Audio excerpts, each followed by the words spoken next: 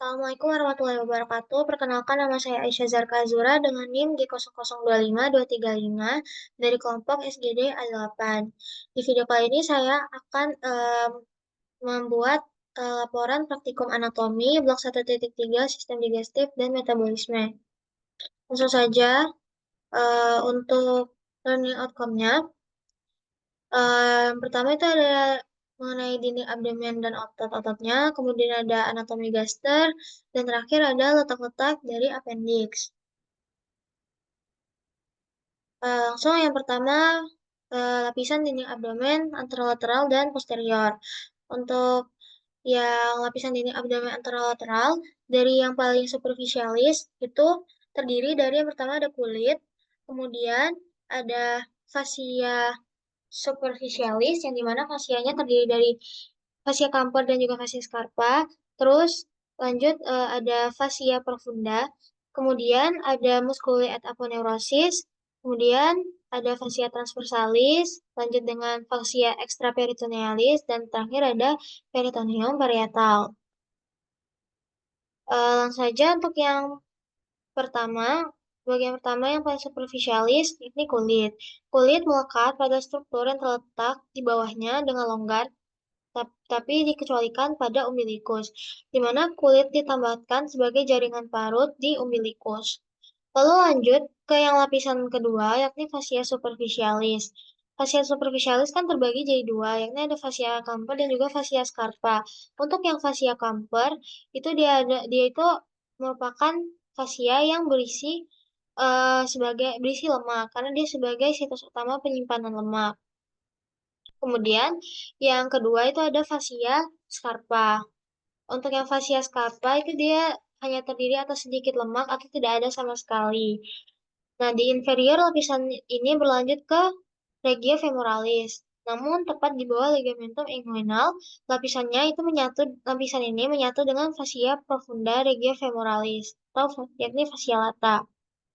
Untuk yang bagian tengah itu lapisannya itu melekat erat dengan linea alba dan juga simfisis pubica. Kemudian fasia scarpa ini berlanjut ke inferior menuju ke regio perineum sebagai lapisan membranosus jaringan subkutan perineum. Lanjut ke yang kedua yakni fasia profunda. Untuk yang fasia profunda ini merupakan lapisan tipis jaringan ikat yang menutupi muskulus dan terletak tepat di sebelah dalam fasia scarpa. Masing-masing dari fasia profunda itu terdiri dari lamina superficialis, lamina intermedia, dan juga lamina profunda. Kemudian lanjut ke yang lapisan selanjutnya ini muskuli atau poneurosis. Untuk yang anterolateral itu terdiri dari tiga otot eh, pipi dan juga tiga otot vertikal. Untuk yang tiga otot pipi itu ada musculus obliquus externus abdominis, kemudian musculus obliquus internus abdominis, dan juga musculus transversus abdominis. Sedangkan untuk yang vertikal itu terdiri dari musculus rectus abdominis dan juga musculus pyramidalis. Lanjut ke yang lapisan selanjutnya, itu ada musculus, lapisan selanjutnya itu ada fasia, eh, fasia extraperitonealis. Maaf, ada fasia transversalis. Untuk fasia transversalis, jadi dia itu merupakan struktur yang bertugas untuk menutup setiap flat muscle di fasies anterior dan juga posteriornya. Kemudian lanjut ke yang fasia selanjutnya ada fasia extraperitonealis. Fasia extraperitonealis ini adalah lapisan yang terdiri atas banyak lemak. Lapisannya ini tidak hanya melapisi kavitas abdominalis, tapi juga berkesinambungan dengan lapisan serupa yang melapisi kavitas pelvis. Kemudian yang terakhir itu ada peritoneum parietal. Peritoneum parietal, peritoneum itu adalah suatu lapisan tipis dan licin yang melapisi bagian dinding abdomen dan membungkus sebagian atau seluruh viscera abdomen.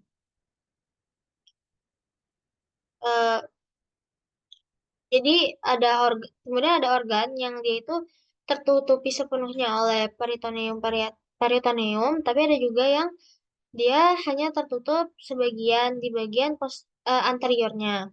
Untuk yang sepenuhnya tertutup itu disebut intraperitoneal, sedangkan yang hanya sebagian tertutup itu disebut retroperitoneal.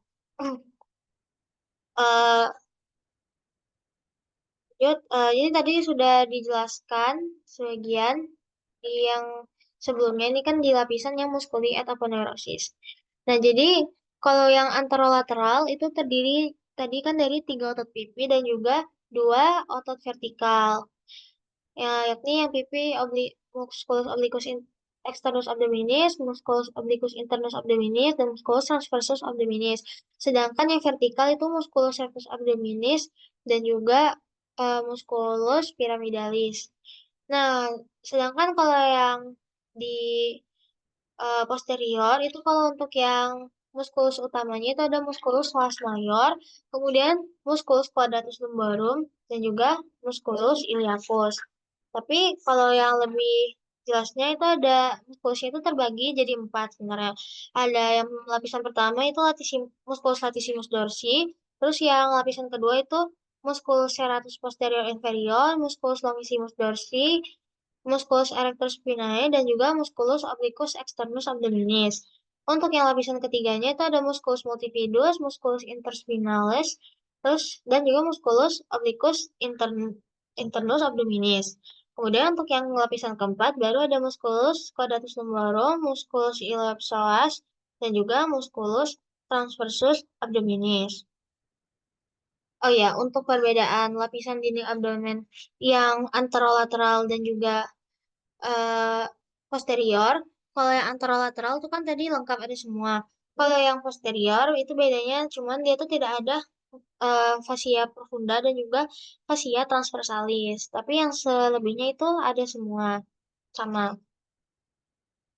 Ya, lanjut ke yang pembagian dari retroperitoneal dan juga intraperitoneal. Tadi kan disebutin untuk yang peritoneum itu ada organ yang sebagian tertutupi oleh peritoneum dan ada yang sepenuhnya tertutupi.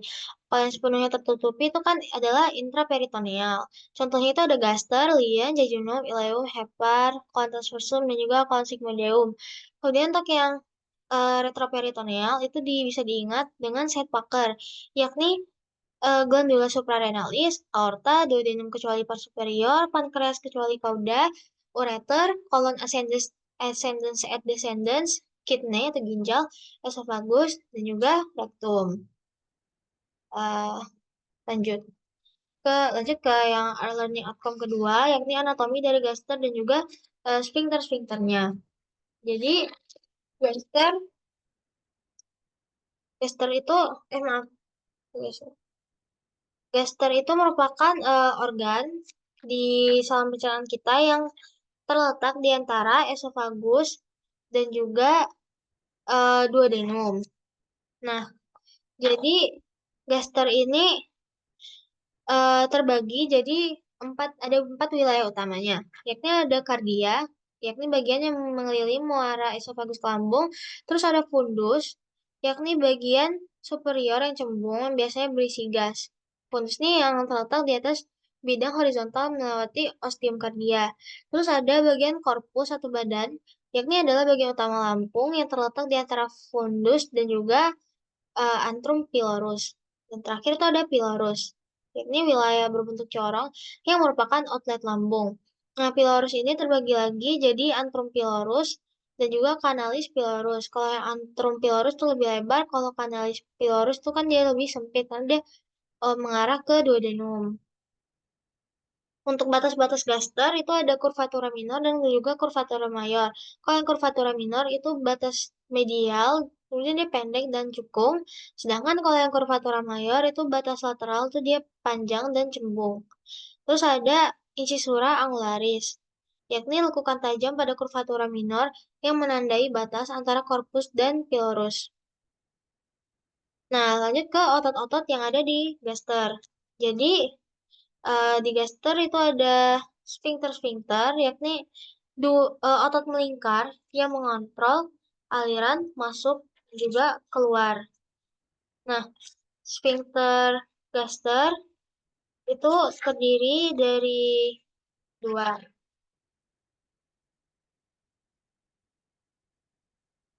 Ini ada sphincter kardiak dan juga sphincter pylorus.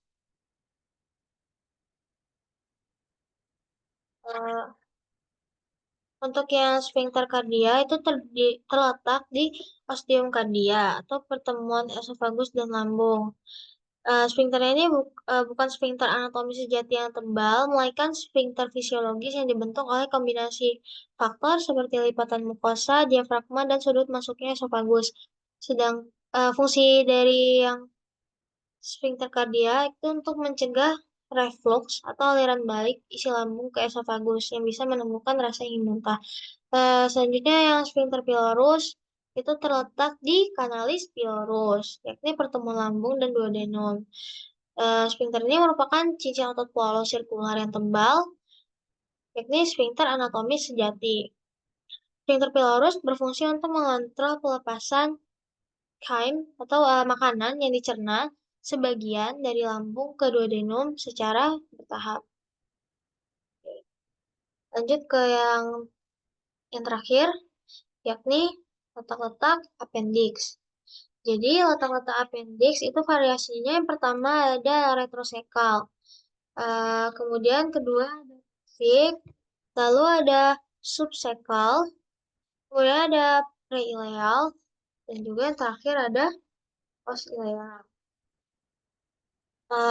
Untuk yang retrosekal itu dia terletak di belakang sekum, mengarah ke atas dan merupakan bentuk yang paling umum dari yang lain.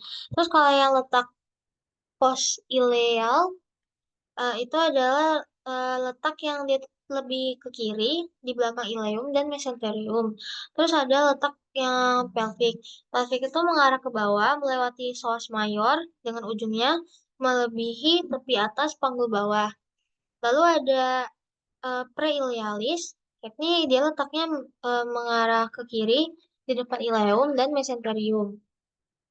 Kemudian ada subsekalis. Subsekalis itu dia terletak descendants ke caudal. Untuk yang letak paling umum dari letak-letak appendix itu adalah retrosekal. Di sekitar 65% kasus. Uh, Kemudian untuk pengukuran appendix, itu yang paling sering digunakan di konteks klinis itu adalah melalui penentuan titik McBurney. Tapi ada juga yang secara garis lans. Kalau garis lans itu merupakan alternatif atau pelengkap dari titik McBurney. Tapi yang titik McBurney itu lebih sering digunakan sebagai indikasi utama lokasi basis appendix. Oke, untuk yang letak McBurney itu dia tuh menurut garis Monroe Picture. Jadi diukur dari sias dextra ke umbilicus. Pangkal appendixnya itu terletak sepertiga lateral garis Monroe Picture, picture yang disebut dengan titik McBurney tadi. Jadi pokoknya yang dia tuh dari sias dextra ke umbilicus. Kalau yang kedua itu menurut garis lans.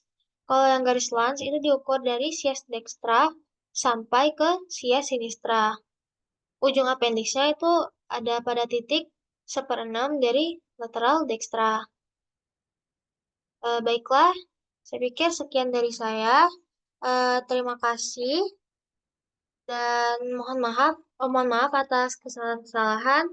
Saya akhiri. Wassalamualaikum warahmatullahi wabarakatuh.